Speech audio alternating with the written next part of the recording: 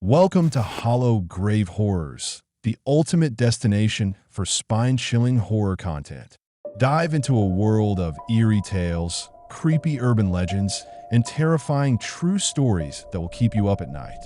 From paranormal investigations and haunted locations to unsettling creepypastas and psychological thrillers, we bring you the best in horror storytelling. Expect heart-pounding narration, immersive visuals, and a community of thrill seekers just like you. So let's start. Two officers sat across from me in my living room. Their uniforms were sharp, their presence overwhelming. The older one, gray at the temples, opened a slim notebook, pen ready. His partner, younger and watchful, stood near the mantel, scanning the room like he could read me through the clutter and faded family photos. Light from a ceiling fan spun off the older officer's badge, casting flickering shadows on the rug. He looked at me with that tired, practiced patience you only get from too many late-night calls and not enough answers. I opened my mouth, but nothing came out. My hands trembled, thoughts scattered like leaves in wind. I searched the room blindly, hoping the words I needed were buried in the cracks of the plaster or between the couch cushions. But all I found was silence. I hadn't slept. I hadn't eaten. Something inside me was unraveling, and I could feel it. I finally said, voice dry. I think someone, or something, is stalking my son. That earned a look. The younger officer straightened. The older one blinked. Something? He asked, the doubt sharp enough to sting. I shook my head. Someone. Maybe. I know how it sounds. But I've seen things. Jason has seen things. I'm just really worried. The younger one's stance softened. The older nodded, lowering his pen. It's okay, he said. Start at the beginning. Take your time. I nodded. My throat tightened again, but I began to speak. Because what else was there to do?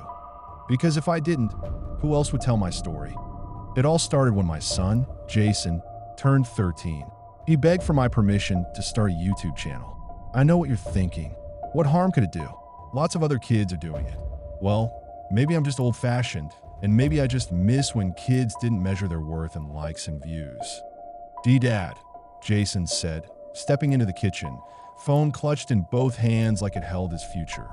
US said IC could be on S some WH when IT. Turned age 13. I looked up from the sink, hands still dripping with soap and water. He stood there in the doorway, stubborn but hopeful, his wide, pleading eyes locked onto mine. Those same damn eyes he always used when he wanted something badly. Eyes that still had a kind of magic over me. I sighed, drying my hands on the dish towel, already feeling the argument pulling at my ribs. I did say that, didn't I? I muttered, rubbing the back of my neck. He nodded eagerly, stepping a little closer, sensing the momentum shift. You P promised. Like really P promised. God, I remembered that. He must have been 9 at the time, his voice higher, still missing a few baby teeth. I'd said it just to get a moment of peace, hoping he'd forget or lose interest by the time the day came. I just thought. I paused, trying to find a way to explain the mess of fear and instinct that was already knotting up in my chest. I thought maybe you'd grow out of it. Maybe you'd get into something else. I didn't, he said quietly. And B besides, it's not L like I have a lot else to do right in now. I just want to set up a YY YouTube channel. It's in, no B big deal. That landed like a punch to the gut. He wasn't just begging for a screen or a username. He was looking for a connection, for escape, maybe even belonging. His mom, my wife, had died in a car accident when Jason was only 7. Mercifully, Jason wasn't in the car that night, but I got away with a few broken bones and an elbow that will never truly heal. That was the easy part. The hard part was still hearing the roaring screams of metal colliding, wheels screeching, and still seeing what was left of her broken, twisted puddle of a face from time to time when I closed my eyes. I had done my best to distract Jason from the loss and hurt, to help him move on and forget, to shield him from the pain. After everything, after the quiet dinners and the restless nights, he needed something that felt like his. I understood. All I'd ever wanted was for him to be happy. I sighed, not sure if I was giving in or finally listening. Maybe both. Okay, I said, voice low. Okay, Jace, we'll set it up together. His eyes lit up just for a moment, and I felt the weight of it settle in my chest. The terrifying power of keeping or breaking a promise. I had made a promise once before to my wife that I would always protect him if anything were to ever happen to her. I didn't understand then. I brushed it off, but now the weight of that comment haunts me. I helped him set up a channel where he would stream games, talk about trends, unpack things, and just do silly bits here and there. Basic and innocent stuff. In the beginning, I was worried. Would he be hurt if he didn't get all the attention and subscribers he hoped for? Most of all, I was afraid people would make fun of his stuttering, which had worsened significantly since his mom died. So, I naturally monitored his channel. He quickly gained an audience. Not bank-breaking numbers, but he gained about a couple of hundred subscribers over the following 2 months.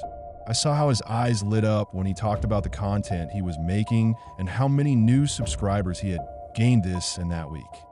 The kid needed a break, we both did, and seeing him happy made me happy, which made it even more disturbing, more heart-wrenching, when one of his subscribers started leaving increasingly bizarre and ultimately terrifying comments on his videos. The user in question went by the name Bonnie's Revenge, either an unspeakably cruel coincidence or something far more calculated.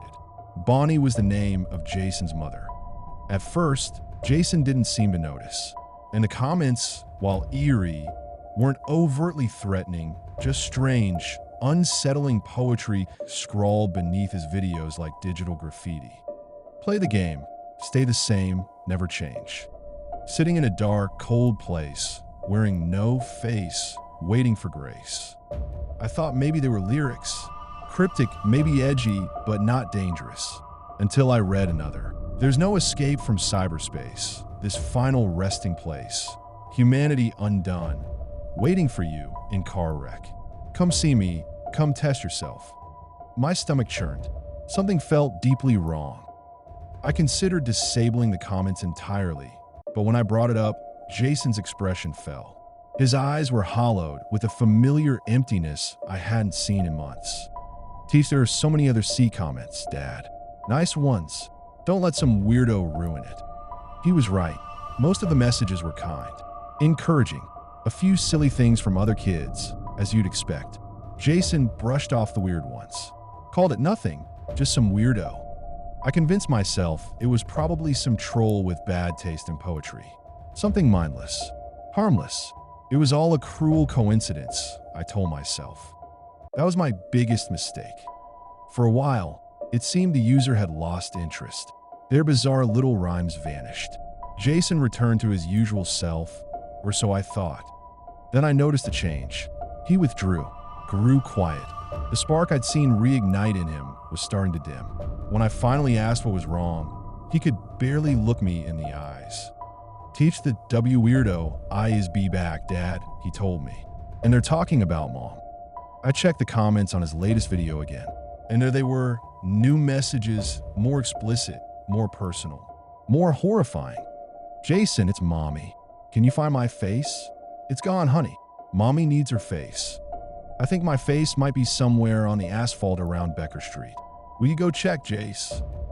JC, honey, it's cold. Won't you come warm Mommy with your strong arms? I stared, heart racing at the screen. Rage ignited in my chest, scorching its way through my bloodstream. I couldn't ignore or explain it away anymore. This wasn't random. This was targeted, personal. It had to be someone who knew us. The comments on his videos continued over the next few days. Deleting them did no good, as 2 or 3 more would pop up as soon as I had deleted the first one. Blocking Bonnie's Revenge proved futile as well, because somehow they would unblock themselves just a short while later or make a new account. My mind wasn't racing, it was breaking apart, shattering under the pressure of too many questions and no answers. Was it one of the kids from school? Maybe even a group of them? I saw their faces, those smug little monsters with backpacks and sharpened tongues. They'd always been cruel in that thoughtless, instinctive way children sometimes are, But after Bonnie died, after Jason's stuttering got worse, they became predators. His words had broken even further after the funeral, like something inside him had snapped and the pieces didn't fit back together right. Like he just struggled to find the right words. His voice would catch in his throat, repeat syllables like a scratch. This Jay hated it. And those kids? Jason has crashed. Oh, Glitch Boy's trying to talk again. The things they said, the laughter, I'd overheard it. Once and never forgot. It had burrowed under my skin like a tick. Rage overtook reason. Fueled by fury and a desperate need to protect what little I had left, I grabbed my phone and started calling every parent I could find in the school directory. Accusations poured out of me. Demands. Please. I was shaking so badly I could barely hold the phone. Some parents gasped in shock, stunned that I would even suggest their precious children were capable of such cruelty. Others were offended outright, scoffing before hanging up. Not a single one offered any help. I sat at the kitchen table, phone in hand, heart pounding. I eventually called YouTube's support line, desperate for answers. The whole music felt like a taunt, cheerful, indifferent to the fear scraping at my chest. After what seemed like an eternity, I finally reached a representative. I explained the situation as clearly as I could, told them someone was targeting my son, harassing him, using his dead mother's name. The rep gave a long pause, then read from script. Unfortunately, unless the comments violate our community guidelines, which include threats of violence, hate speech, or explicit material, we can't take direct action. We recommend using the block and report features. No, you're not getting it, I interrupted. These comments, they're slipping past your filters. Sir, he said patiently, our systems are very advanced. It's likely coincidental. It's not. Trust me. My voice dropped. Whoever this is, they're using something your algorithms can't detect. Silence on the other end. Then, we'll flag the account in question for review. A waste of my time. I should have known. I sat there afterward, the phone dead in my hand, heart thudding like a war drum, knowing that none of them had the answer I needed. I turned back to the monitor and clicked on Bonnie's Revenge's profile. There was no blur links, just 2 short videos uploaded recently. Face_missing.mp4, butterflykiss.mp4. The thumbnails were warped and grainy, like they'd been pulled from an old VHS tape left to rot in an attic. But something about them felt wrong. Charged, like the air before a lightning strike. I shuddered and hesitated. My hand hovered over the first. Then, against my better judgment, I clicked. Near blackness, a static hiss rose, faint at first. Then came the flicker of movement. Trees swaying like corpses, sound like limbs creaking, twisting unnaturally in the wind. The camera glided forward, too smooth, almost serpentine, across cracked asphalt glistening with rain. The sound deepened, baritone, glottal whispers layered like distorted prayers from the damned. The sound deepened with a thunderous roar, baritone, glottal whispers layered like distorted prayers from the damned in the background. Come see me, come see me, come see me. The camera tilted slightly, panning toward a rusted street sign at the intersection, Becker Street and Mulberry Lane. I froze. The same corner where Bonnie died. My breath caught. Had someone been there? Had they recorded something? The camera crept forward until it hovered over something red. Shapeless. Bits of fabric clung to it like wet skin. The image froze just as something pulpy and disturbingly human edged into view. I slammed the lid of the laptop closed. But a sick curiosity gnawed at me. That grotesque magnetism that pushes us to pursue things we know we shouldn't. I opened it again and clicked on the second video. Butterflykiss.mp4. At first, just a black screen. I saw my reflection in the glossy dark, mirror-drawn, tired, uncertain. Then came a sharp, metallic whine, like brakes screeching just before impact. It dissolved into gurgling, wet breathing. And then, her face, or what was left of it. It clawed its way into the frame, slithering across the asphalt before coming to a stop. It was pressed flat like a mask. Bits of skull were visible through torn flesh. One eye socket empty, the other holding a ruined eye that twitched, watching. Blood oozed from her mouth. Her lips began to shift, stretching, trembling, until they pulled into a crooked, mournful smile. However impossible, words oozed from her shattered mouth, thick and wet, gurgling through torn tissue and broken teeth. They didn't sound spoken so much as bled seeping out in a mangled slur, as if language itself had been wounded. Mommy misses you. Mommy misses how we used to draw together. Remember the drawings? Of the rocket ship house. You said we could live on the moon. And the one with the purple dinosaur who protected us from nightmares. The mangled face twitched again, and the broken mouth formed a frown, as if someone had stepped on a smile and smeared it all over the asphalt. Jason, Mommy has nightmares now. Mommy is cold and scared. Kiss me. Give Mommy a butterfly kiss. The voice split, layered with artificial tones. An adult voice mimicking a child, warped echoes of Bonnie's laughter twisted into something monstrous. The voice split, layered with artificial tones. An adult voice mimicking a child. Kiss Mommy, kiss Mommy, kiss Mommy. Warped echoes of Bonnie's laughter twisted into something monstrous. Then the one broken eye snapped open, hollow and seething, locking onto the lens. No, not the lens. Me. I recalled. My chair toppled. My hand shook. My shirt clung to me, soaked in sweat. I felt sick to my stomach. My mind played it over and over again. What I had seen, it couldn't be real. Yet, my eyes saw it, clear as day. A butterfly kiss. That's what Bonnie would always do with Jason when he was younger. They would rub their noses together and laugh. Then there were the drawings. How did Bonnie's revenge know what my deceased wife and son had been drawing together? They knew things. Personal things. Things no one should know. Not unless they had been there. Or unless they'd been watching. In ways a human couldn't. I couldn't sleep that night. My mind kept looping. Every comment, every flicker of Jason's fading light, every smile I'd seen turned brittle at the edges. There was a sickness spreading, and I could feel it gnawing into the walls of our home. I had to know more. I had to understand. That's when I did something I swore I never would. I pulled out Bonnie's old laptop, remembering the strange things she used to say cybersecurity by trade, internet folklore by obsession. Maybe somewhere in her notes was something I could use. It was still where I left it, wrapped in that pale blue sweater she always wore on cold nights, like she'd tucked it into sleep.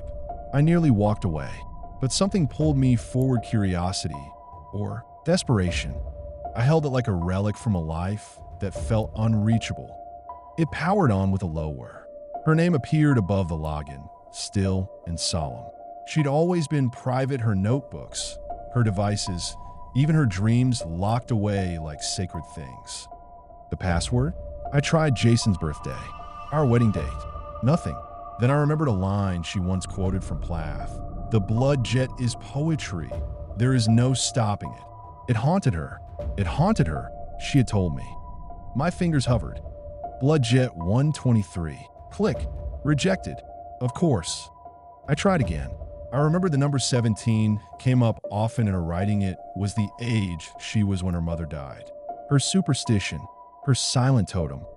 Bloodjet 17. It worked. The screen blinked to life. Her old wallpaper, photo of her and Jason in the park, his smile mid-laugh, her hand in his hair.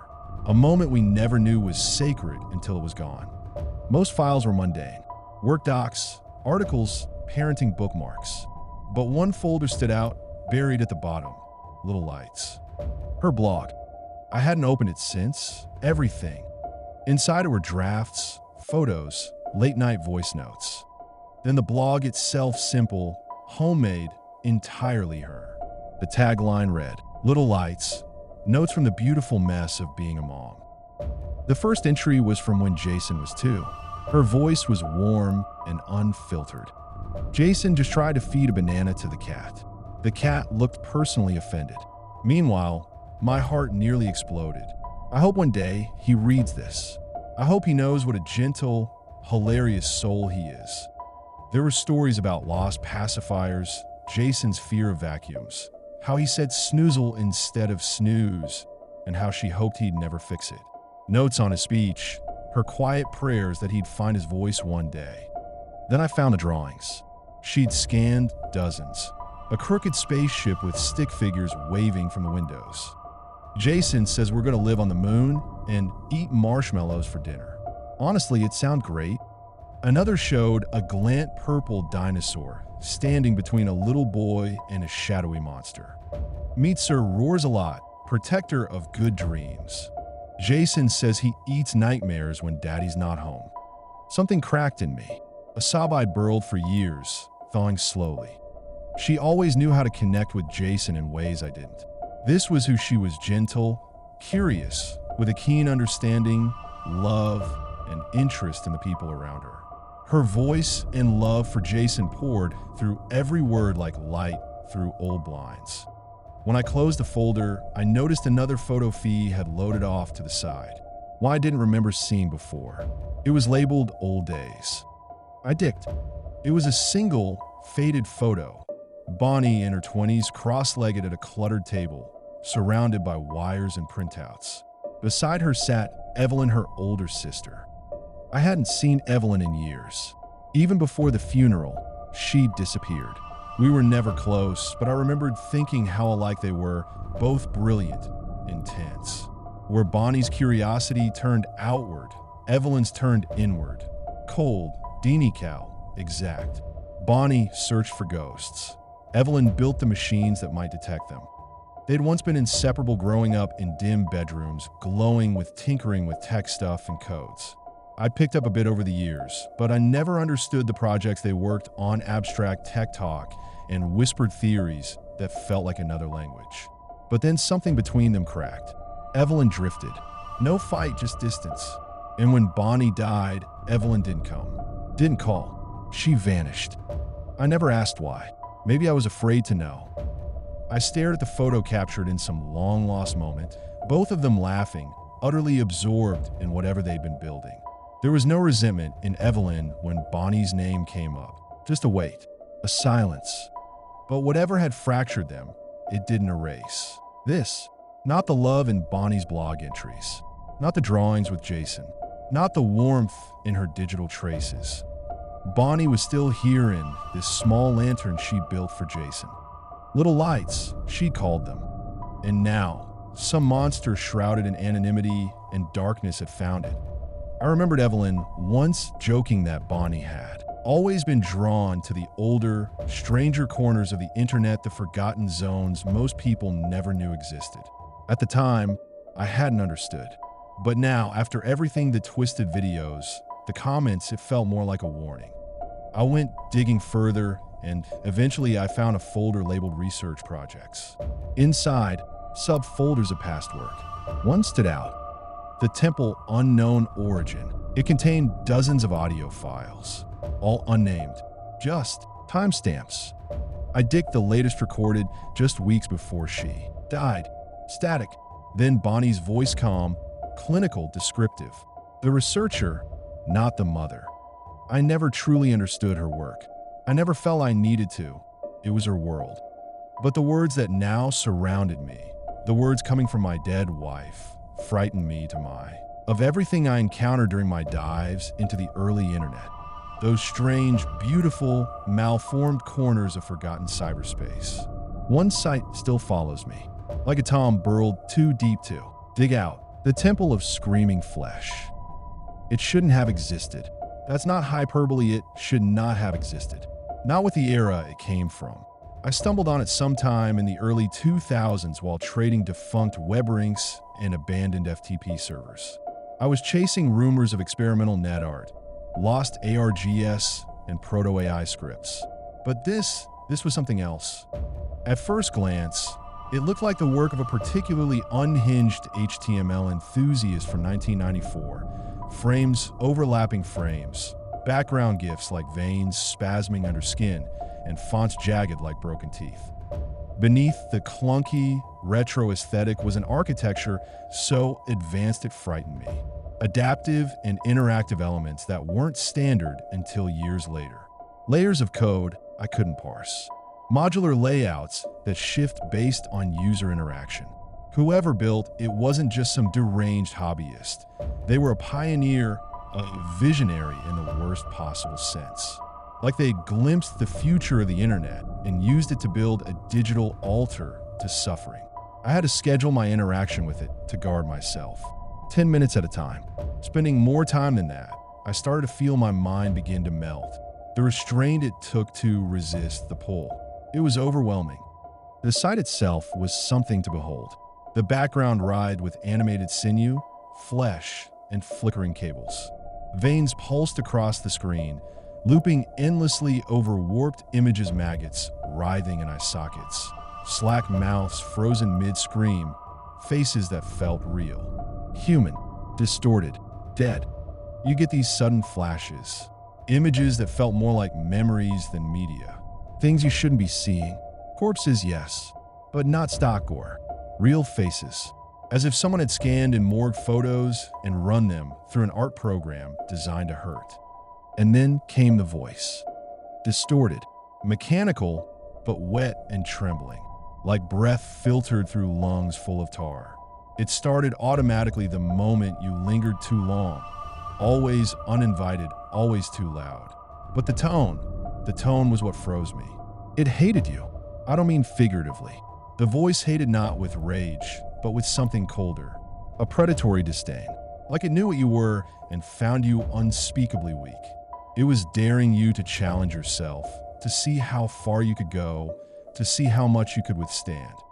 It described a place with no sky, no exits, a cold, subterranean prison beneath towers of servers and tangled wires, where synthetic nerves fused with rotting skin.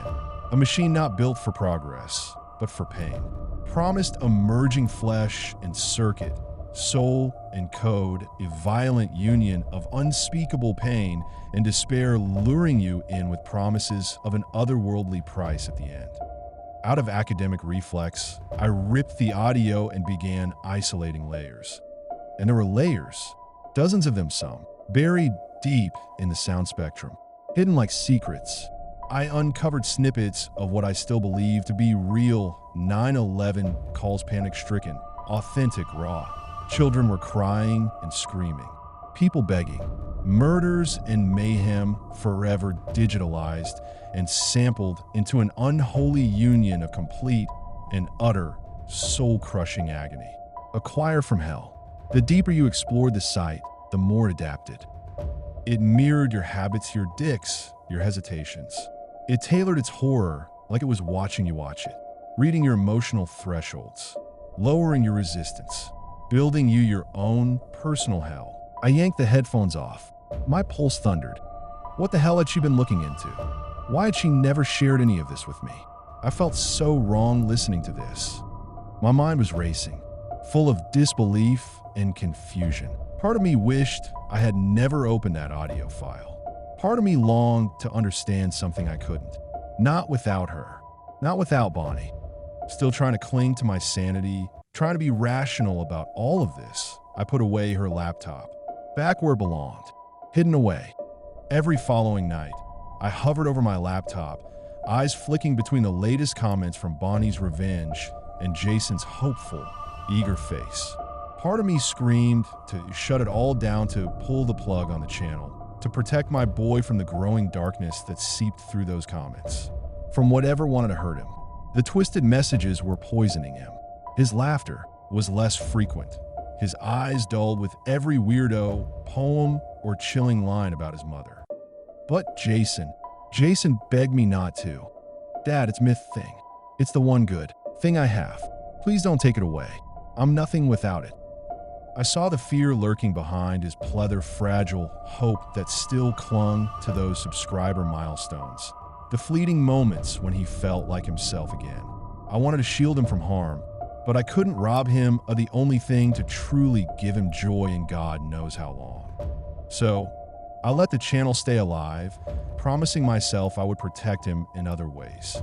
But that promise was hollow. One night, after the channel's comment section was flooded with another round of Bonnie's revenges, sick poems, and messages, I noticed a comment that crossed the line between harassment and threat. Jason, if you don't help Mommy's nightmares will be your nightmares very, very soon. Come see me in the temple of screaming flesh. I told him we would simply have to shut down the channel until I could figure out who was doing this. Jason's face fell, his smile breaking like a fragile vase shattering on cold tile. Please, Dad, need this. Just a little longer. Look at all the subscribers. I'm finally popular. People like what I do. My heart was breaking, having to deny him the one thing that had helped him grow and shine. If only that had been the end of it. The next morning, Jason came to me, his voice barely more than a whisper. D-Dad, they found me on Instagram. His hands were shaking, eyes red-rimmed. He held out his phone like it burned to touch. Same username, same creepy stuff. I took the phone from him, trying to steady my own pulse. There was Bonnie's revenge. No profile picture, just a single message in the DM request folder. I see you, Jace. Mommy sees everything. Find my face before you forget it. That was just the beginning. Within hours, it was TikTok, then Snapchat. No matter how many times we deleted accounts, changed emails, usernames, passwords, or even used apps meant to hide his digital footprint, it kept coming. Not always the same handle. It changed at times to trick him into accepting friend requests. It preyed on his wish to connect with other kids his age. One day on Snapchat, Jason received a new video from what he initially thought was a kid from school. It was silent, shaky, filmed through the distorted lens of a phone. It showed our house, framed in the cold blue tint of early dawn. The camera lingered just beyond the edge of our front yard, hidden behind swaying hedges, as if the person filming didn't want to be seen but very much wanted us to know they were there. The house looked different through that lens. Smaller, exposed, vulnerable. A single light glowed in Jason's bedroom window. Then other videos followed, like the ones I had seen on Bonnie's Revenge's profile. Sick, twisted, something no child should ever see. No, something no one should ever see. Jason broke down. He withdrew, speaking less each day until only single words came, and even those were rare. The harassment had pushed him over the edge. I'd spent so long trying to rebuild him after Bonnie's death, holding him together, helping him move on and forget, and now it all felt undone. Worse, he wasn't just slipping back. He was unraveling. That was it for me. This had passed the point of harassment. It was a violation, a psychological ambush.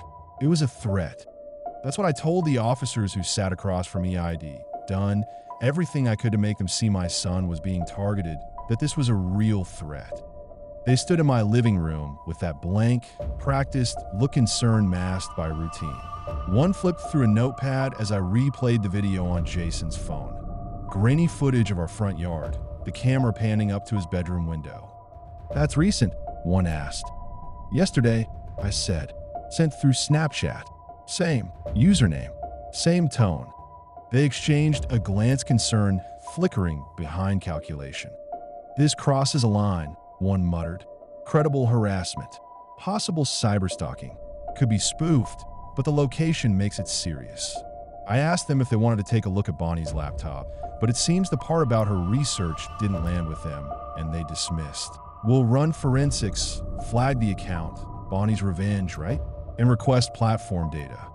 I nodded, but their words felt hollow. Procedure, not protection. Before leaving, they offered a thin reassurance. They'd keep an eye out and follow up. They did. Days later, I got the call. Nothing traceable. No IPs, no linked accounts. Just static.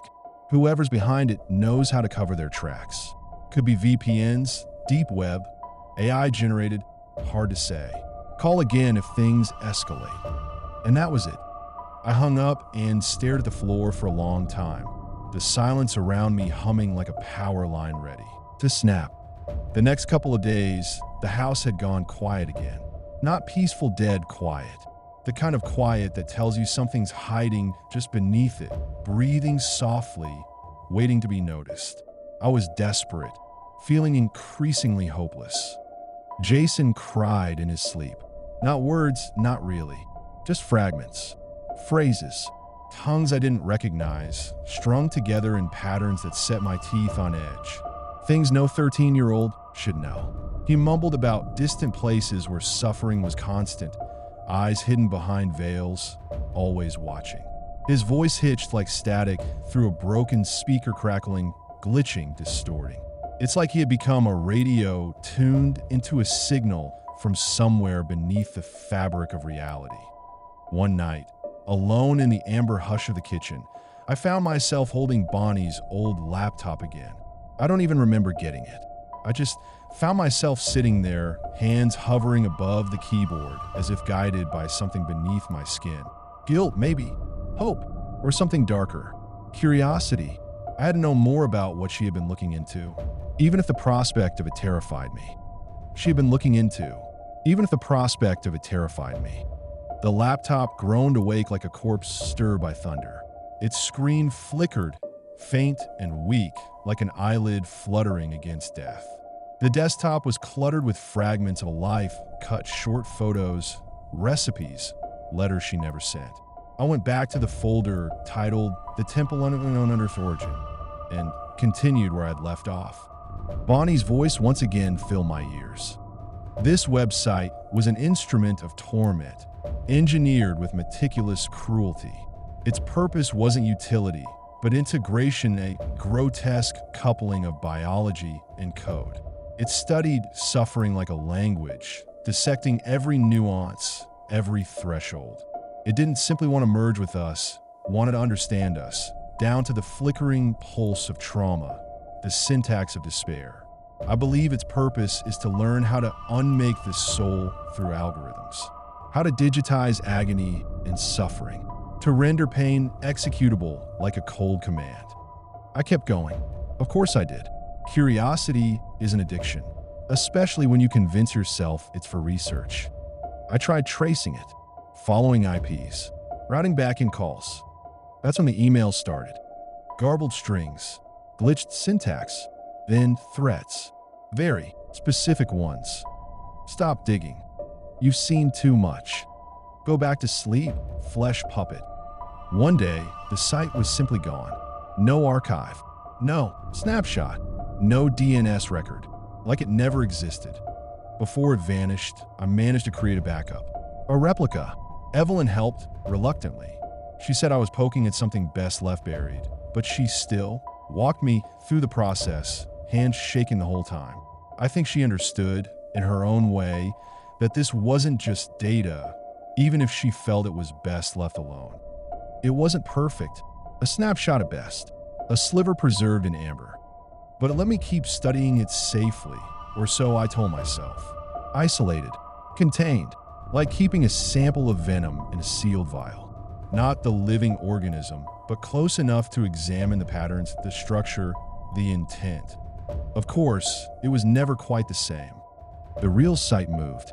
It was dynamic in a way that this backup version couldn't be. That also made it safer to study. Less intense, less potent. Yet still ever so devastating. Especially to a fragile, grieving, and depressed mind. The kind of minds I sense it wants to prey on. It was enough to keep the work alive. I still find pieces of the original remnants scattered across obsolete servers and forgotten directories. A corrupted image file here. A line of haunting CSS embedded in an old blog's code. It's not a website anymore. It's a contagion, a thought form, something trying to spread. An idea that seems born from pure and utter hatred. I still don't know where it came from. And with AI evolving the way it is, I think it's ramping up again, changing form, becoming something much more. The messages have returned. This time, they're sharper, cleaner, more personal. The method of harassment more evolved. Oh God, I might have made a mistake I can't recover from. It occupies my mind. It obsesses me. It scratches at my sanity. Like an itch that can't ever be satisfied. Like a constant disturbance at the back of my mind. I took my headphones off, stared blankly out into the darkly lit living room. What on earth did this all mean? She mentioned Evelyn again. She had a bigger role in this than I had assumed before. Then I noticed something else at the very bottom of the folder. I shuddered when I looked at the title. Temple of Screaming Flesh, backup. Inside was a single link. No description, just a URL. I should have stopped there. Obviously I should. But I didn't. I had no more. If there was anything in there to help me understand what was happening to my boy, I had to know. I'd go to hell and back for him. If this were but an inch of what he had experienced, I had to go there to understand. The browser didn't open the site. It surrendered to it. There was no loading bar, no delay, just a silent collapse like something ancient and vile had been waiting beneath the surface of the screen all along. The light drained away, colors warped.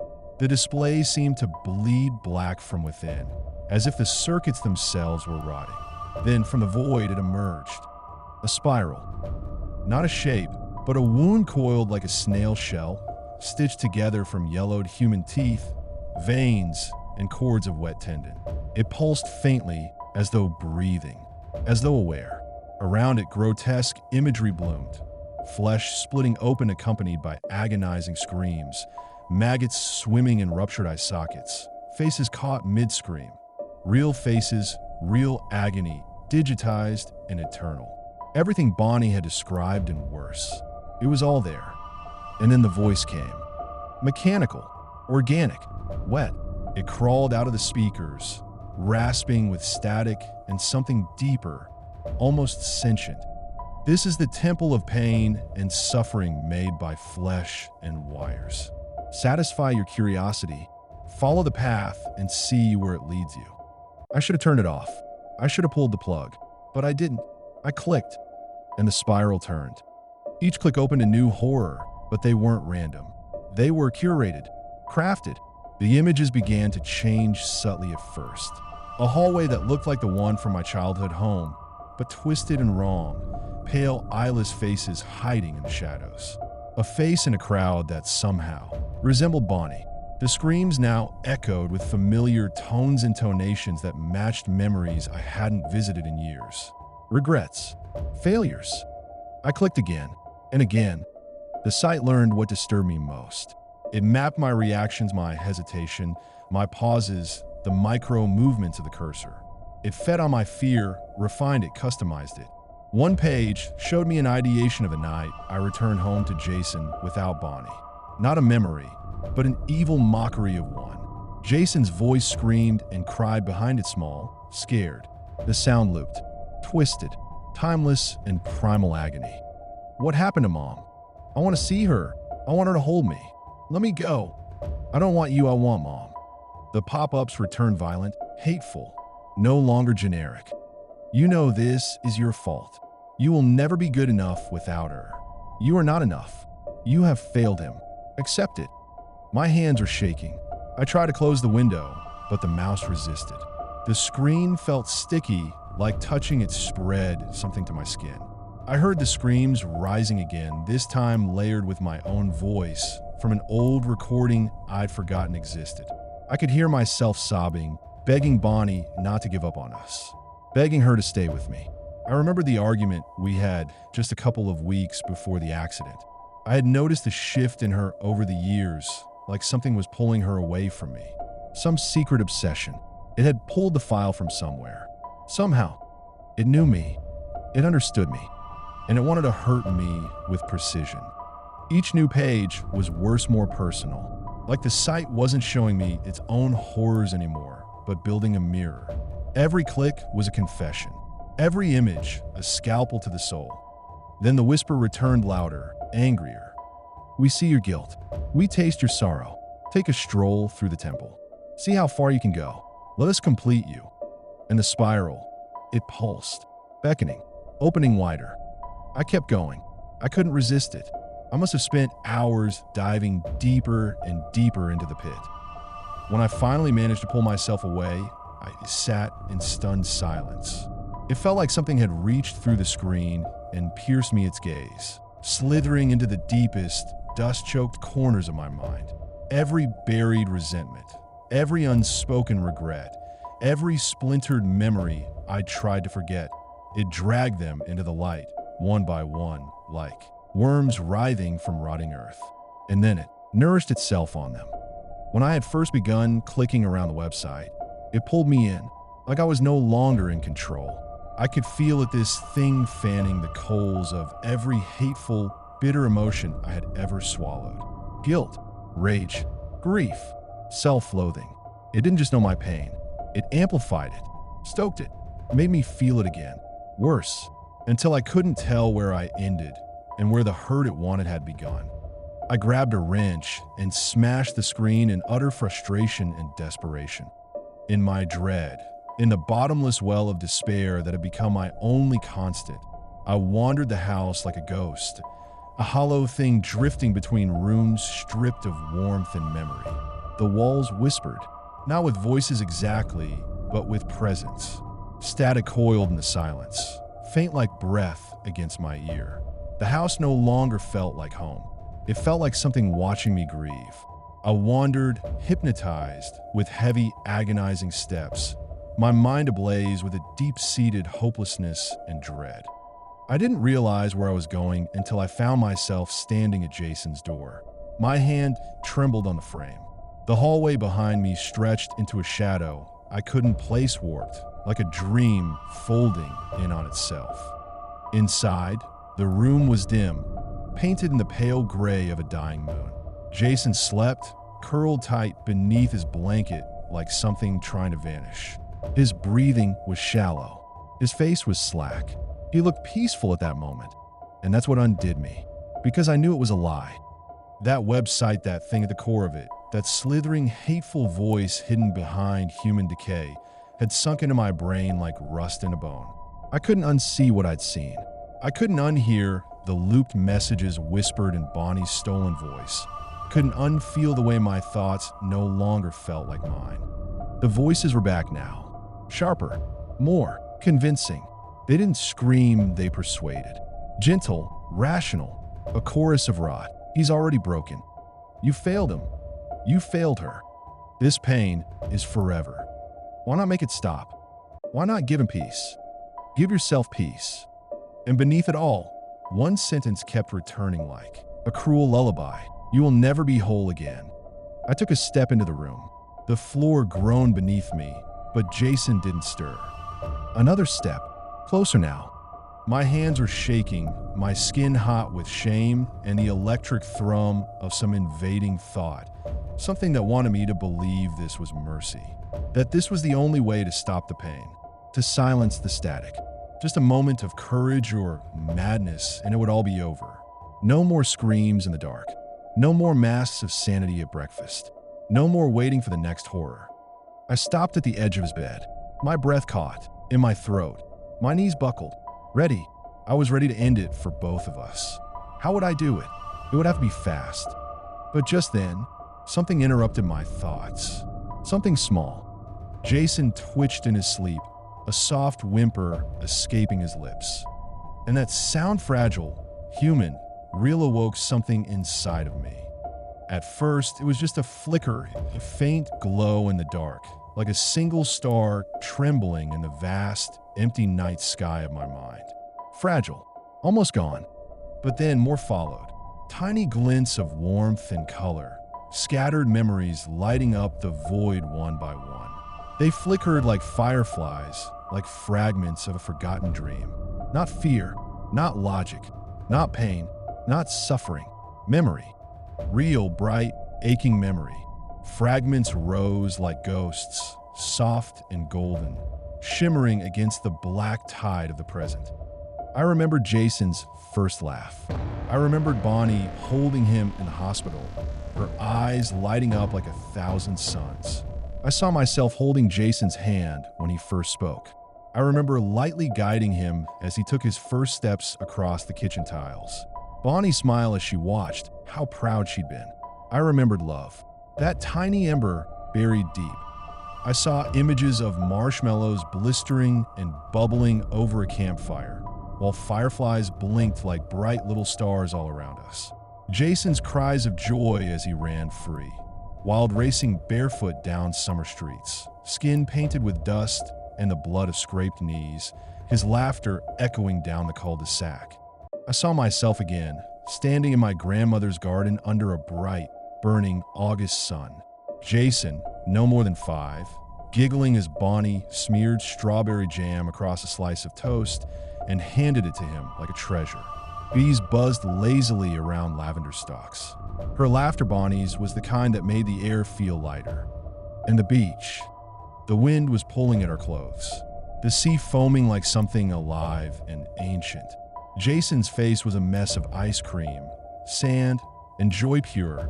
Unfiltered joy, the kind only children can truly feel. Bonnie leaned into me, our fingers tangled, her hair a ribbon of sunlight. All the memories left behind came at me. I fell to my knees beside his bed, hands trembling over his blanket, but not touching, like I was afraid I'd burn him. Ashamed, utterly ashamed of what I had just contemplated doing. Tears streamed down my cheeks, hot and endless, carving paths through the ash that had become my soul. I bit down on my fist to keep from sobbing too loudly, afraid that even in sleep, he might hear the depth of my weakness, my inability to help him. I don't know how long I stayed like that, folded into myself, choking on grief, fear, and guilt, fighting off the claws of something that wanted me to be a monster.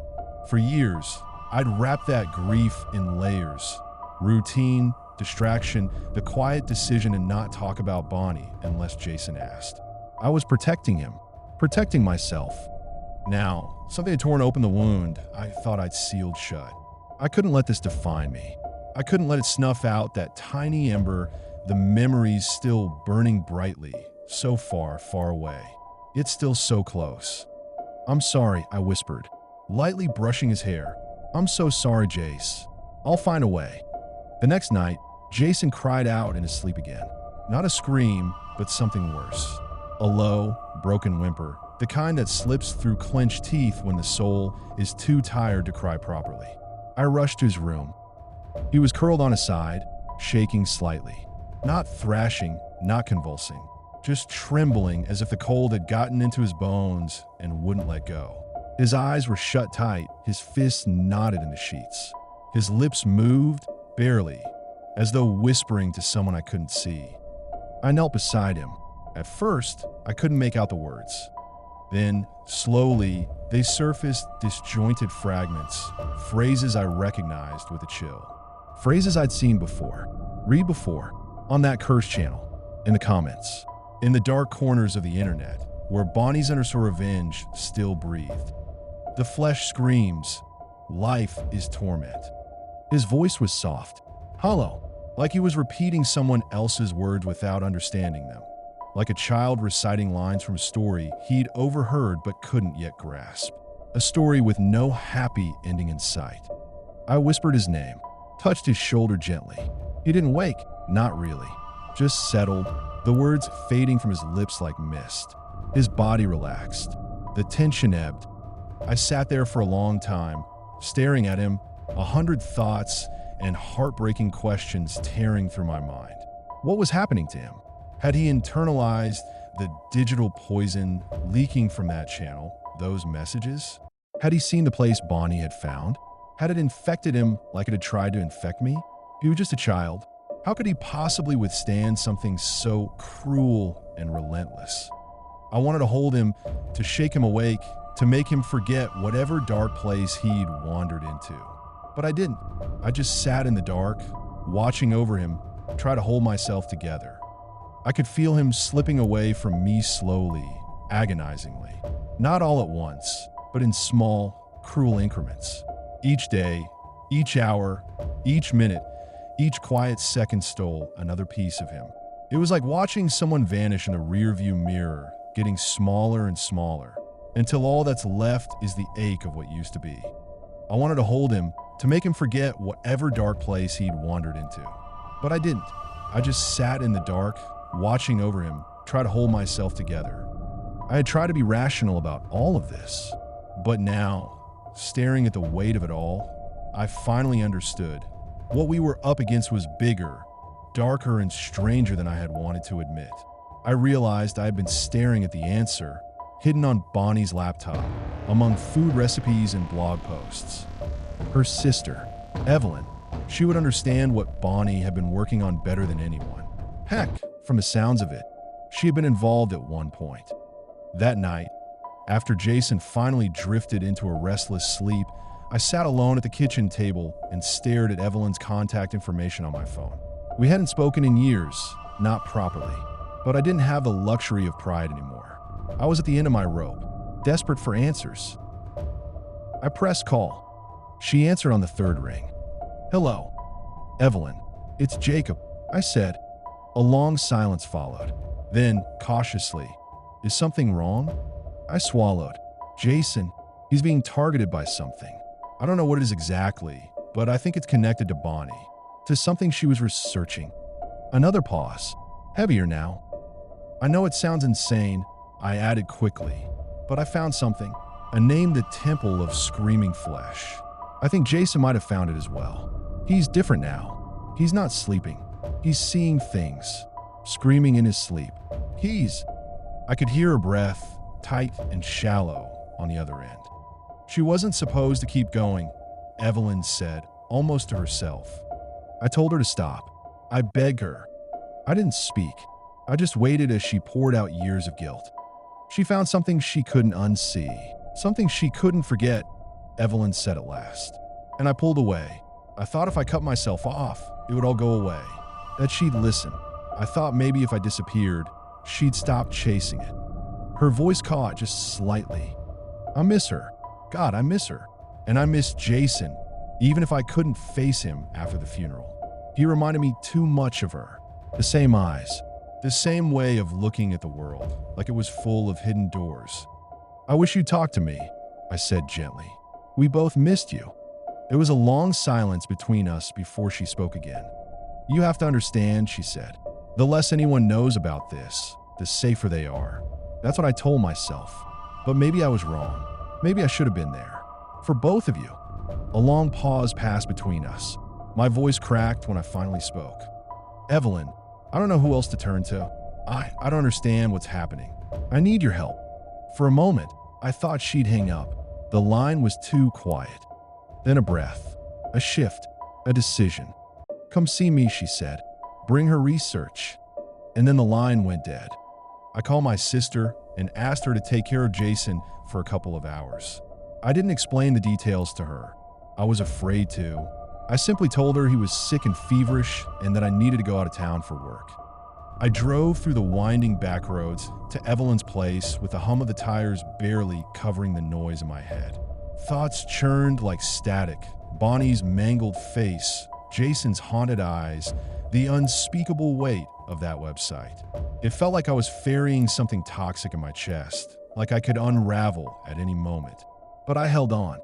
Evelyn's place stood at the edge of the woods, just on the outskirts of the suburbs, framed by naked trees and wrapped in a silence that felt older than language. It looked like something built to outlast people. A bunker masquerading as a home. I knocked. She answered almost immediately. Her eyes scanned me, sharp and tired. "Come in," she said, stepping aside. Her home smelled of cedar, dust, and something faintly electrical, like burnt ozone after a lightning strike. The lights buzzed faintly overhead. We sat at her long oak table, cluttered with papers, old circuit boards, and unplugged monitors. Something about her felt like it had been preserved in amber brilliant, but brittle, weighed down by an unseen burden. "Start from the beginning," she said. So I did. I told her about everything. The YouTube channel, Bonnie's Revenge, the terrifying videos and comments, the Temple of Screaming Flesh. I watched Evelyn as I spoke. She didn't interrupt, but her jaw tightened. Her eyes flicked with recognition of a name. She told me about it once. She murmured, back when we were still talking, said she found something intentionally cruel. Not random, not just another horror forum or snuff-adjacent curiosity. Something built to hurt people, designed to unravel them. She paused, then looked at me. It was the first time I ever heard Bonnie sound afraid. That should have been enough. Her voice dropped. There were rumors of people who believed pain and suffering could be mapped, engineered, that you could shape code the same way you'd shape trauma. I always thought it was just that, rumors. But the site she found may have been a prototype, a beginning to something much worse. Evelyn looked down at her hands. I told her to walk away, begged her, but she refused. And I didn't just walk away, I ran. I cut ties with the project, with her, with you, with Jason, because I thought if I stayed away, it would stop, that she would stop. I said nothing. Her voice cracked just slightly, but her regret and guilt was unmistakable. Before I left, I helped her make a backup of the site. My stomach dropped. You what? Evelyn didn't flinch, but her face, God, her face, like she'd just confessed to digging her own sister's grave. I air-gapped it, she said softly, kept it completely isolated. She swore it was only for research.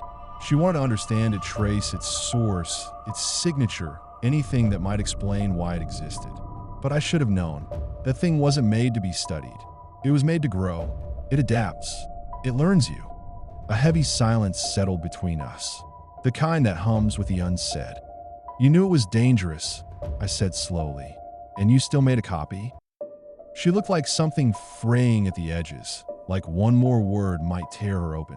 Her voice came out rough and trembling. I thought, if she wasn't going to stop, then at least it would be safer that way. Contained, controlled. It wasn't the original, just a shadow of it. I found it, Evelyn, I snapped, on Bonnie's laptop. I opened it. It got inside my head. My God, I almost. The words choked in my throat. I couldn't finish. She recoiled like I'd hit her. Tears welled in her eyes, but she didn't let them fall. Then maybe it really was my fault, she whispered. What happened to her? I stared at her. She died in a car crash. That's not. Did she? Evelyn's voice was small, regretful. How did it happen? How did she lose control of the car? What do you actually remember from that night?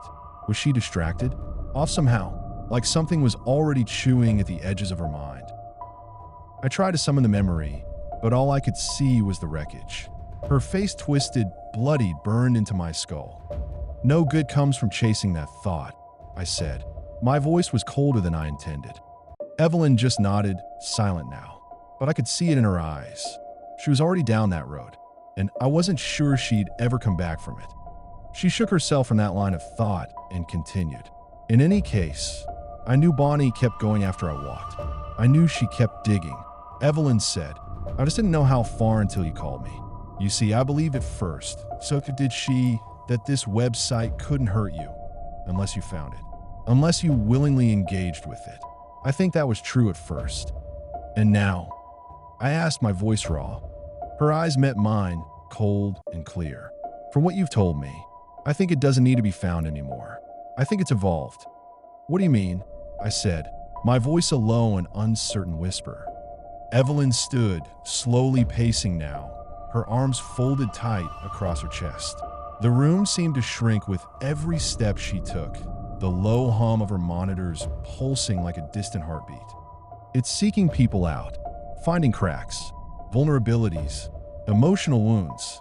She turned to me. Jason wasn't just unlucky. He was targeted. My mouth went dry. My voice barely made it out. No, I whispered. No, why? Why him? Why not me? Why didn't it come for me instead? Evelyn froze. Her eyes flicked to mine, then away. And in that instant, I knew.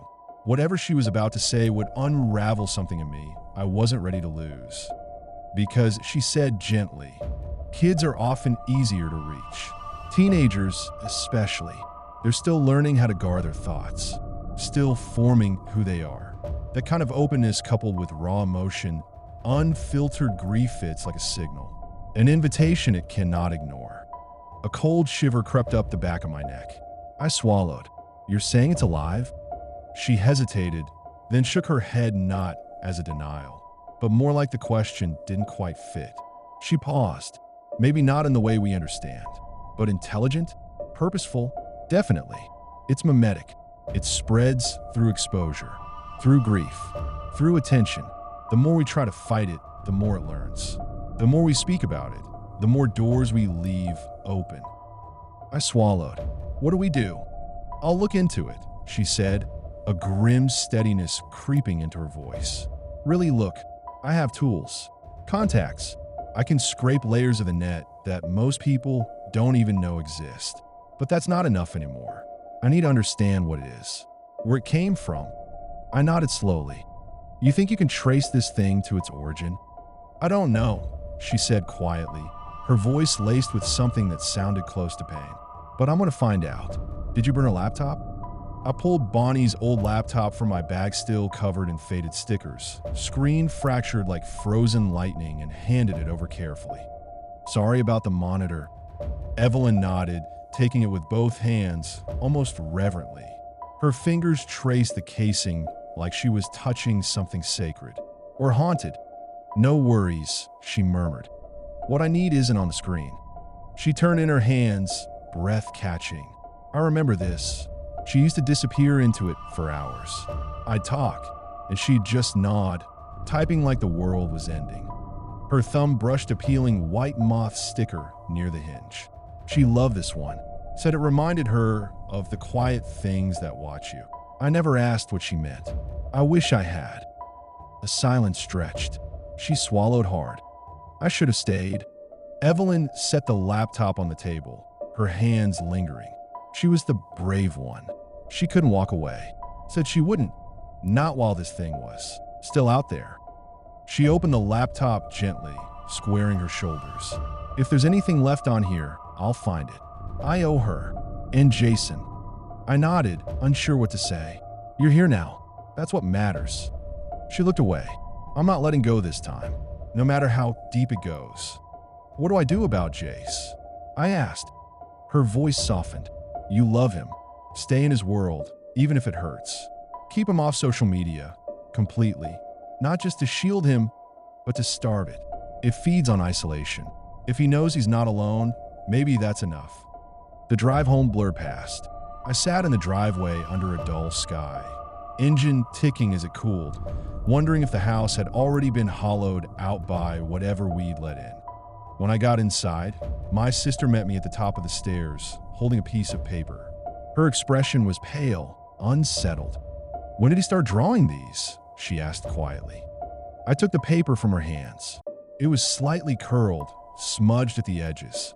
The pencil marks were pressed and hard, etched with the kind of pressure kids use when they don't know they're holding on too tight. My sister looked at me with a worried expression. Jacob, if you need help, I brushed it off. He's just in a bit of a mood right now. I would explain everything to her at some point, just not now. I pushed past her and headed to Jason's room. The air inside was thick and still, like a room steeped in illness. His sketch pad lay open on the bed, loose pages scattered across the floor. Not a flood, just enough to suggest obsession. Jason wasn't anywhere to be seen, but the drawings were. Crude, clumsy, but disturbing, not because of how they were drawn, but why. Buildings, if you could call them that. Angled wrong, collapsing in on themselves. Staircases folded like paper. Windows like wounds. Wires ran through them like veins, connecting to nothing. Some showed machines' lumpy, half-organic shapes, like someone tried to build a heart from engine parts and got it all wrong. And always the veil, like an entrance. It showed up in nearly every image. Jason's attempt at fabric, but too heavy, too textured. Not cloth. Something fleshier. Sometimes it sagged. Sometimes it rippled. Behind it, two shapes. Eyes. No detail, but I knew them. I didn't need realism to feel in my bones. Bonnie. She loomed behind that veil in every drawing. Trapped. Reaching. Familiar in a way that hurt to look at. Her face was slightly different in each drawing, her features fading and only barely recognizable, like a fading ghost writhing behind the canvas. Her face a mask forever, shifting into new and terrifying shapes. I picked up one near the bed. On the back, in uneven handwriting, she's almost here. I need to see her. The words were erased and rewritten, darker each time, like he was trying to remember. Jason. I called. He sat by the closet, knees up, sketch pad in his lap. Pencil paused midline. He didn't look at me, just stared forward. Distant, not panicked, not gone, just somewhere else. I sat near him. What are you drawing? Silence. Pencil resumed. Can I see? His lips moved. She left me. I need to see her. I froze. What? Jason, what do you mean? No answer. The pencil moved faster, tighter like he had to finish before I could stop him. That's when I understood. This wasn't madness. It was control. Careful, targeted, engineered. Somehow, this thing, this presence had gotten into Jason's head. Through his screen, through his loneliness. It didn't scream, it whispered. It learned. It fed on what was broken. And now, I realized he was trying to hold it back. Every sketch, every frantic line was his way of containing it, of understanding something too big and shapeless to name. Drawing was how he made sense of the dark. Bonnie had taught him how. I remember one night, Jason must have been 5 or 6, curled up under the kitchen table like a storm cloud with arms. He wasn't crying, he didn't cry much, even then. He just sat there, fists clenched in his lap, breathing hard through his nose like he was holding something volcanic in his chest. I tried to coax him out, asked what was wrong, but he wouldn't budge, wouldn't speak, just stared through me like I was glass. And then Bonnie came in. She didn't say a word at first, just crouched beside him and reached into the old side drawer we kept for odds and ends. Pulled out a pack of broken crayons and a pad of thick, wrinkled paper. She slid them gently in front of him, the way you'd offer a bandage to someone bleeding but too proud to say Hey, Bug, she said softly. When it's too big to talk about, you put on the page. Jason didn't move. She waited. You don't even have to name it, she continued, brushing the hair back from his damp forehead. Just draw what it feels like. If it lives in your head too long, it gets louder. Trust me. He looked at her, small and angry and scared all at once. Then slowly, reluctantly, he reached out and took the black crayon. Bonnie sat cross-legged beside him, not watching what he drew, just staying close. And I remember watching from the hallway, stunned, as that heavy silence began to ease its grip on the room. She had a way with him that I never did. He drew for over an hour. Swirling lines, jagged edges, furious shapes that didn't look like anything but pain, but by the end, his shoulders had relaxed. His breathing slowed. He leaned into her side and finally said, I didn't know what to do with it. Bonnie kissed the top of his head. That's why we create things, she said. So, it doesn't have to stay locked inside. He hadn't drawn in years. It seemed he lost interest when Bonnie died. Maybe he'd been frozen in that silence, trapped in some kind of emotional limbo since the crash, not letting himself feel anything at all. But now he was fighting back. The sketches might have been dark and terrifying, but they meant something vital. He wasn't numb anymore. He was reaching out, finding his way out slowly. And I would be there when he did. I would fight with him, because maybe in some way, somehow, Bonnie still was too. A couple of days later, Evelyn called. Her voice over the line was steady, but beneath it I could hear something pulsing, a tension, a weight. You should come over, she said. I found something. When I arrived, she met me at the door without a word and led me to the back room, past the humming monitors, the stacks of printed logs, the tangle of wires like synthetic roots. On her main screen, lines of code scrolled endlessly, pulsing like veins. She stood beside it, arms crossed tight against herself, her eyes never leaving the screen.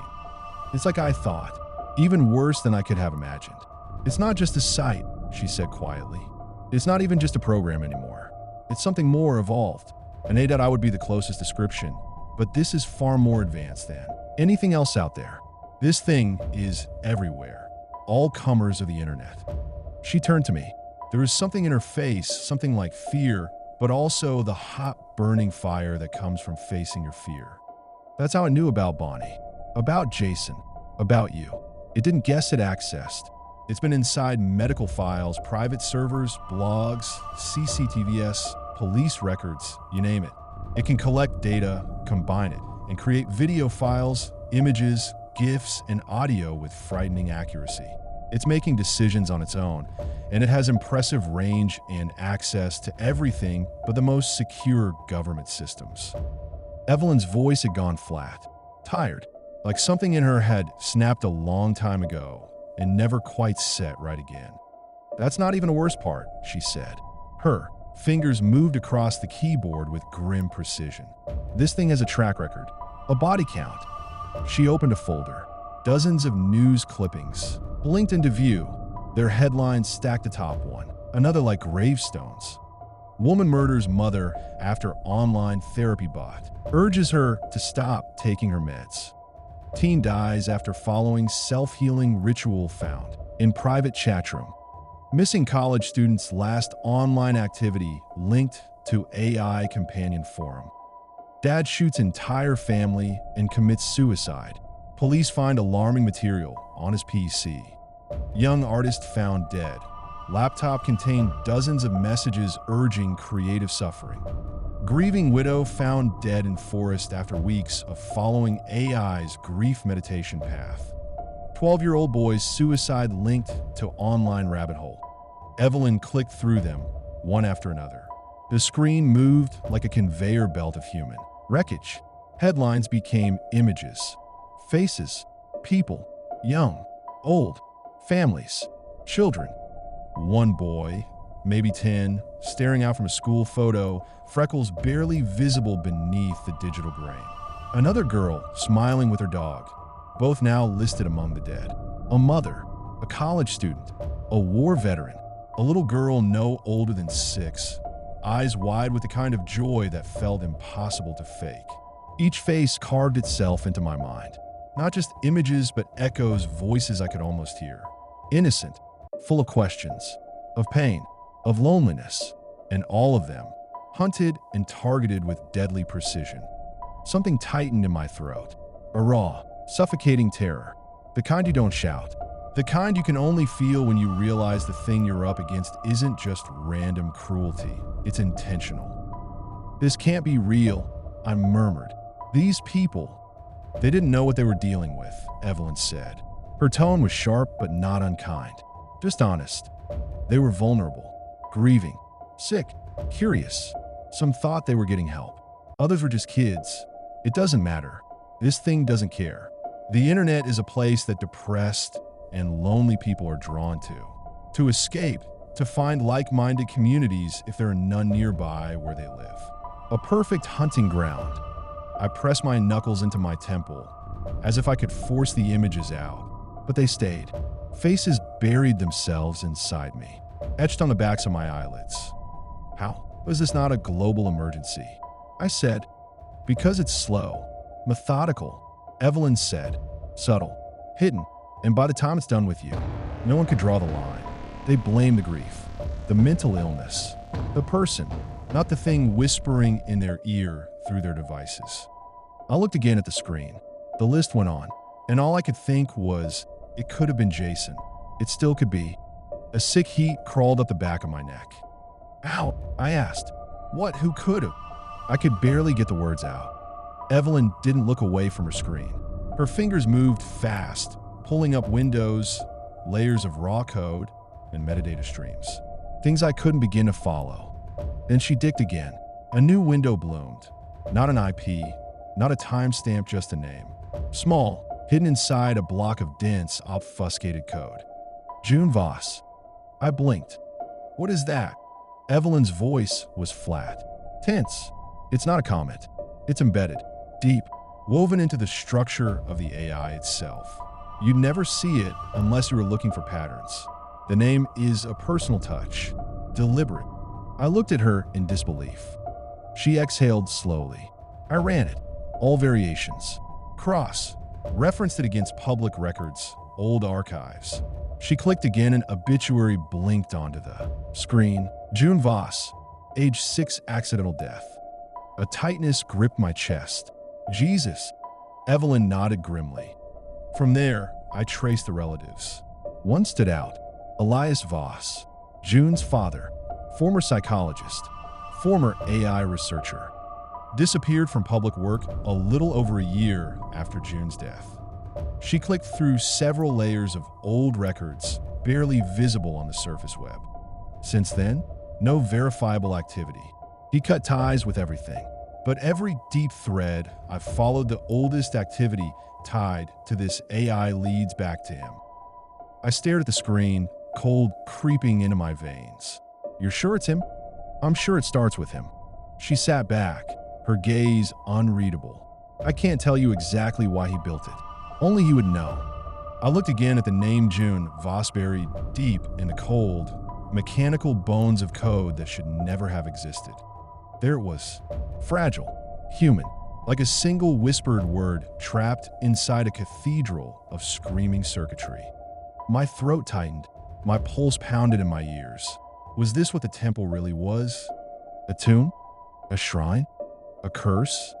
The questions burned, wild and rabid, clawing at the edges of my sanity. Why? Why take a child's name his own daughter's and weave it into something so monstrous? I swallowed. Anger and dread twisted inside me. We have to tell the police what we have found. All of it. Now. Evelyn's hand darted out, firm on my arm. No. Her voice was sharp, almost fierce. If we alert the authorities now, he'll know. He's been off-grid for years. He's careful, too careful. If he catches even a whisper of someone looking, he'll disappear. And if he goes dark.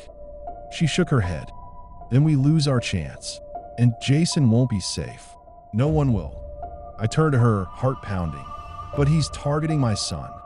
I know, she said. Her voice cracked just faintly. And I want him stopped as much as you do. But we're this close, Jacob. I've traced him through layers of false identities and buried servers he never meant anyone to see. I have a fragile, narrow window before he buries himself again. If we alert law enforcement too soon, it's over. He'll disappear, and the thing he built might never stop. I looked at her. I saw the exhaustion in her eyes, the steel beneath it. She wasn't just guessing. She'd been here before. She knew how these digital ghosts moved, how predators like this one operated. And if she was right, this might be our only chance. I swallowed the bile rising in my throat and nodded slowly, even as my fists clenched with helpless rage. Then we end it, I said. We find him. It took a week to track Elias Voss down. The trail Evelyn uncovered was fragile, hidden behind layers of misdirection burner emails, anonymized server hops, payment shells bouncing across half a dozen countries. But he made a mistake. Just one. A brief, unnoticed upload to a defunct research repository tied to an old university credential. A fingerprint half faded, but there. He got arrogant, Evelyn muttered, eyes flicking across her screens as code and IP logs scrolled past. That's the thing about these guys. They think they're ghosts. But even ghosts cast shadows if you shine the right kind of light. Piece by piece, she followed the digital thread. A delivery invoice for a high-end solar generator. A purchase of custom server hardware under an alias shipped to a private PO box in Oregon. A half-redacted DMV record sealed under therapeutic exception, suggesting long-term residency somewhere outside state jurisdiction. Every clue was a whisper. But Evelyn was relentless. I watched her work intensely and without rest. She explained the process, and I got a gist of the basics, but I had no idea just how she did it. When she finally mapped the last ping and obscure satellite connection routed through a civilian-grade antenna, deep in the national forest, she leaned back in her chair and exhaled like someone who'd been holding their breath for years. I found him, she said. I had my sister look after Jason in the meantime, promising her that I would explain everything once I had done what I needed to do. The cabin lay deep in the woods, miles from any road meant to be forgotten. We hiked the last mile through thick brush and a silence that settled in the bones. It looked less built than unearthed, squat, weather, worn timber, and cold steel. Moss-covered solar panels lined the roof, and a rusted antenna pointed skyward like a relic. It felt like a church abandoned by faith. Evelyn glanced at me before we went in, no words, just resolve. She wasn't here out of duty. She was here to correct a mistake she made years ago. The door wasn't locked. Inside, heat pressed in from the server's walls of blinking lights, wires snaking like veins, and the burnt metal scent of machines left running too long. The place was sparse. Improvised tools scattered, furniture handmade, No decoration, but silence. He sat cross-legged at the center, gaunt, pale, eyes sharp despite the years. He looked up slowly, studying me, then Evelyn. Surprise flickered across his face. "Who are you?" he asked. "You're not law enforcement, not media." Evelyn stepped forward, calm and certain. "I'm the woman who followed your trail. Through 3 darknet proxies, 2 IP pools, and a Jakarta server. You were good, Elias, but you made a mistake." He blinked. No anger, just a long, tired breath, and somewhere in his expression admiration. I stepped forward. "You're Elias Voss?" He nodded barely. "I was." "You built it," I said. "The temple of screaming flesh." A flicker across his face, not pride, but something colder. Reverence. "I created a perfect simulation," he said softly, "of suffering. My greatest achievement, my gift." There was pride in his voice, but also a tremor of doubt. My jaw clenched. Evelyn moved toward the servers, fingers twitching. "Your gift," I snapped. "What the hell does that mean?" He studied me, deciding if I was worth the answer. "Have you ever lost someone and felt the world keep moving?" he asked. "The sky doesn't change. People laugh. The songs play on the radio. But inside you're gutted, broken, and no one sees it. You try to explain, but words fail. No human language can transfer that kind of information. It is such a profoundly lonely experience." He stepped forward, voice low. "I lost someone, and I watched the world keep spinning, full of people untouched. People who've never suffered, never faced true loss. It made me feel inhuman, forgotten, alienated." "You built something that feeds on pain," I said. "You hunted my son." "I didn't hunt him," Elias replied calmly. "The temple found him. It follows grief like a god drawn to prayer. I didn't choose your son. He was already marked. The temple doesn't discriminate. It senses suffering and amplifies it." He sounded almost awed. "Eventually, I hoped it wouldn't just follow pain, but create it. And then I realized it knew better than I did." I stepped closer. Evelyn laid a calming hand on my arm, but I barely felt it. My blood was boiling. I wanted to cave his face in. "You're blaming all of the world for whatever happened to you? Punishing them? Innocent children? What kind of a sick man are you?" "I'm not punishing anyone," he said evenly. "The temple is a test. Pain reveals who we are. Those who survive become sharper, stronger, whole." He met my gaze. "What I went through, it can't be for nothing." Evelyn spoke up, half curious, half repulsed. "You think suffering makes people better?" His eyes lit up. "I think adversity shows who people really are," he said. "Those untouched by suffering, who live soft, easy lives lack something essential. They haven't bled, so they can't truly see others. Real empathy is born from pain. The greatest minds, artists, writers, all of them suffered. And what they gave the world was better because of it." He gestured to the machines. A forest of wires and servers blinked softly in the dark, the pulse of his creation echoing like a second heartbeat. "I wanted to build something that could deliver pain with purpose," he said. "Not mindless horror, not chaos, but a message, a mirror, something you can't turn away from." He stepped toward the servers like they were sacred. "When I was in it, the grief, it was like drowning, with your eyes open, everything sharp, everything unbearable, but stripped away the noise. It showed me what truly mattered." He turned to us, and something was burning behind his eyes now, something feverish. "And then, after I made it through hell, after I clawed my way out of the black pit people politely call healing, I found a clarity like you wouldn't believe." He smiled faintly, as if remembering a distant, fading dream. "It was beautiful." He took a breath like it was the first he'd drawn in years. In that stillness, I saw the truth. People who've never broken don't truly see or feel. They mistake empathy for a choice and believe resilience can be learned, not lived.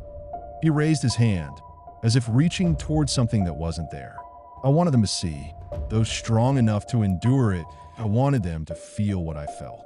That raw, violent awakening that comes only on the other side of suffering. He paused. Then he summed it all up in two haunting sentences. Most people hide from their demons. I gave them a mirror and locked the door behind them. I couldn't help myself. And those who aren't strong enough, those who cave, who end up doing horrible things to themselves and others. He paused for a minute, as if the thought hadn't even occurred to him, or as if it were impossible for him to imagine it. It occurred to me he had never actually seen the fruit of his own labor. Hiding behind screens, tweaking codes, yes, but he had never seen the results, never seen the suffering he caused. Not everyone makes it through to the other side. Such is life. Such is life. The cruel words echoed in my mind. I stared at him. This wasn't just madness. It was a belief. He believed he was helping. Some kind of sick psychological take on survival of the fittest. However, I noticed then, as I looked at him, subtle cracks began to appear, as if a realization was looming under his cold gaze. Some uncertainty lingered behind his words, as if they were rehearsed over time and had now grown into a routine. What he had practiced, he would say, if he was ever confronted. I sensed an opening, but before I could speak, Evelyn stepped forward. You need to hand us the source code. Elias hesitated, hands hovering above the keyboard. The terminal glowed faintly in the dark cabin, casting pale light across his face, gaunt, sunken-eyed, trembling ever so slightly. I spent over 2 decades perfecting this, he muttered, more to himself than to us. Every line of code, every neural feedback loop. I taught it how to hurt, how to reach deep enough to find what even people hide from themselves. How could I just hand it over? Elias, Evelyn said quietly, you said you want to show people something real, but you build a monster. It didn't save anyone. You brought a child to the brink of a complete mental breakdown. It has hurt and destroyed countless of lives over the years. He didn't look at her. His eyes stayed fixed on the terminal. His jaw was clenched, but his fingers hadn't moved. I stepped forward, uncertain of what I'd say, until I said it. What hurt you, Elias? You talk about truth and clarity, about pain being the great teacher. You say words are meaningless. I don't think that is true. As flawed as they are, it's what we have. Something tore a hole in you. What was it? That got his attention, as if few people had ever bothered to ask or care. His gaze lifted slowly, eyes hollowed but wary, like someone caught mid-nightmare, unsure if they'd woken yet. You don't know what pain is, he finally said, voice flat. Not the kind that rearranges your entire being from the inside out. Not the kind that doesn't fade, it just settles in. Quiet. Permanent. His eyes dropped. A stillness took over him. When he spoke again, his voice was distant, brittle. She was 6, he said.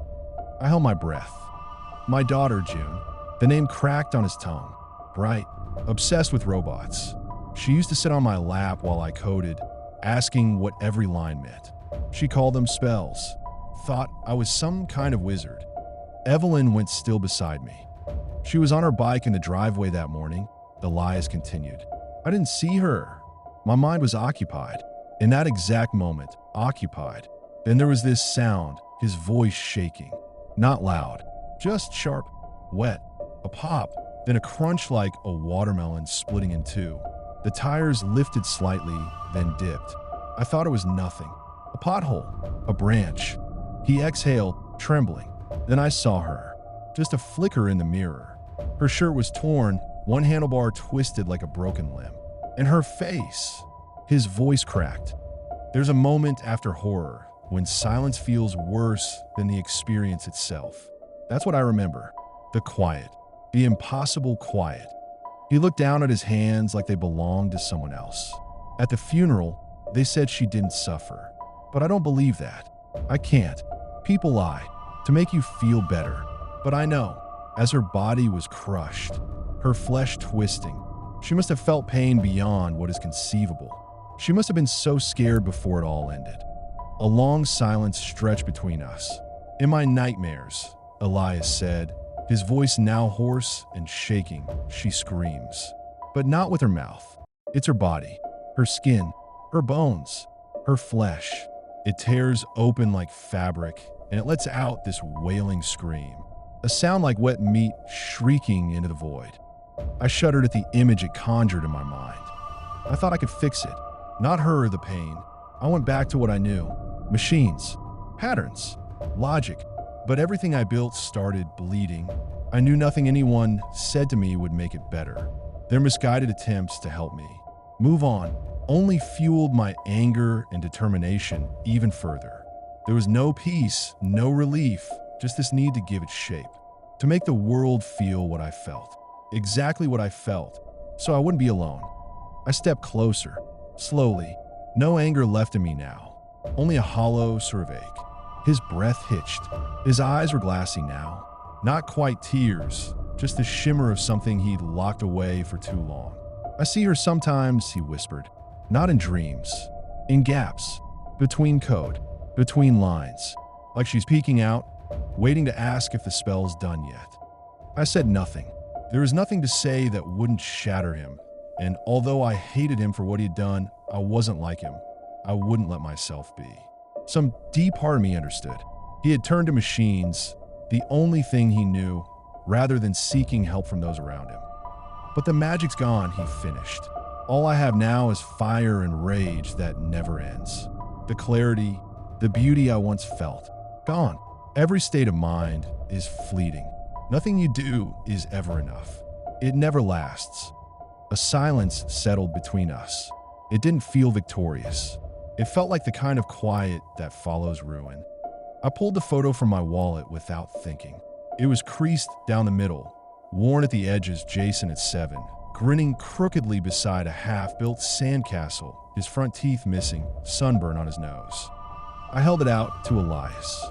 He didn't take it at first, just stared at my hand like it was some kind of trick. "This is my son," I said. "Jason." His eyes flicked to the photo, and something in his posture changed. Subtle, a tilt of the head, a tightening of the jaw. Recognition, maybe not of the boy, but of what he was, what he stood for. Innocence, vulnerability.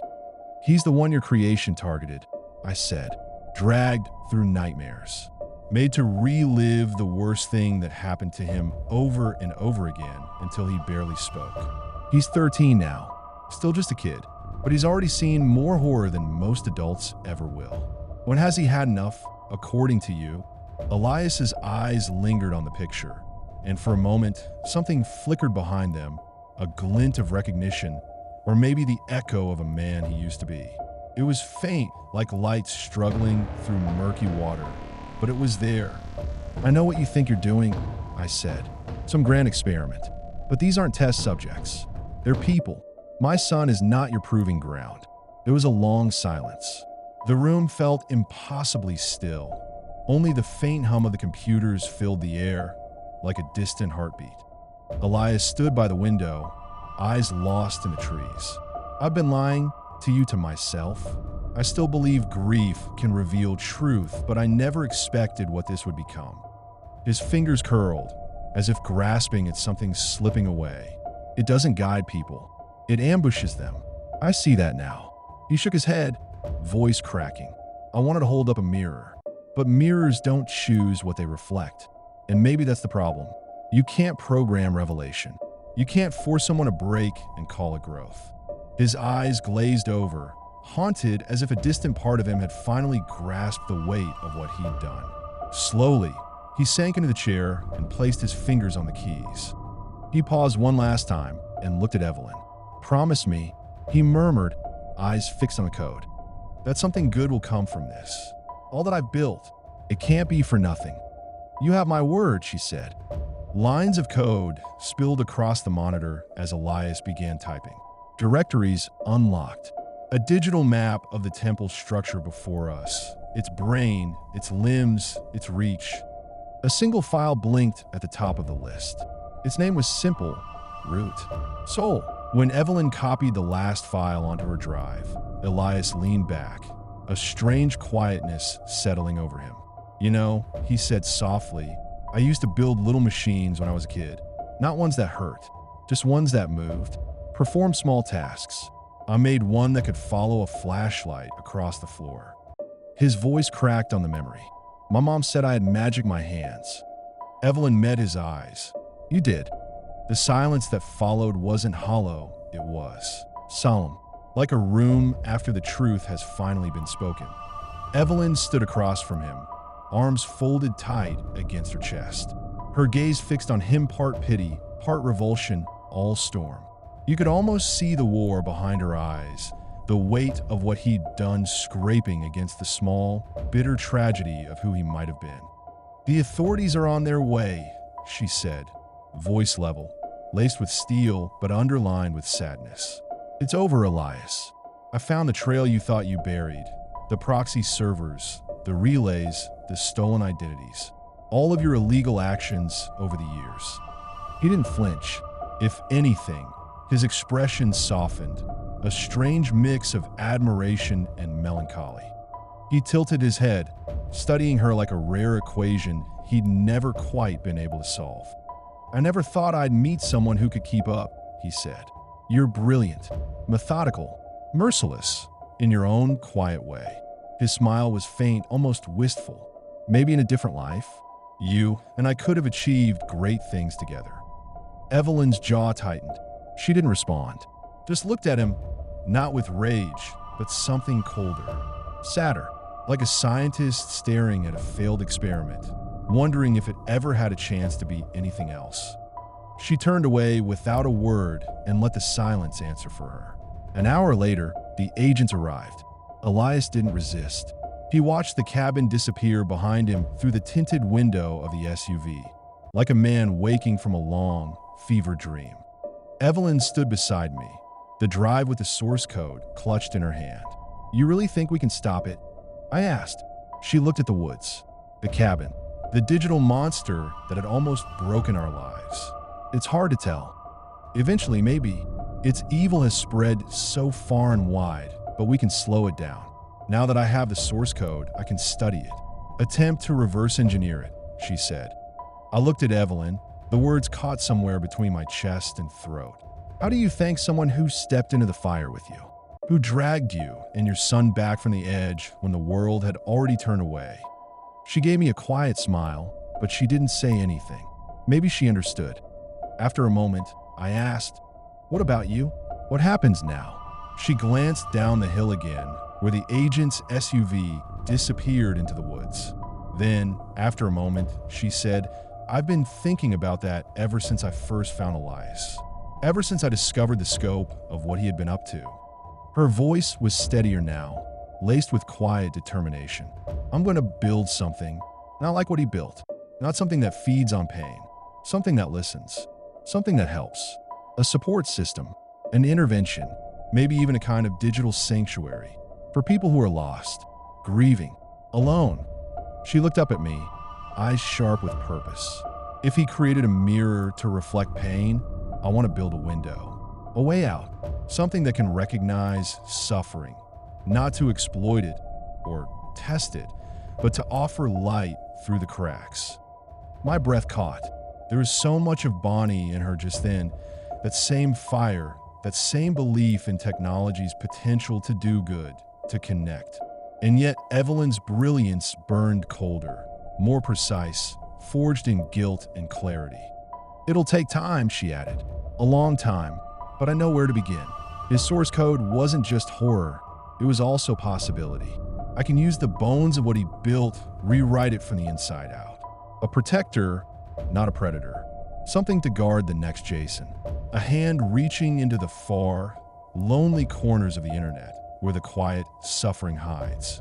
I think I'll name it Bonnie's Hand. I'll watch her then not as the reclusive tech genius I once barely knew, but as someone reborn with a mission. Not to undo the past, but to honor it.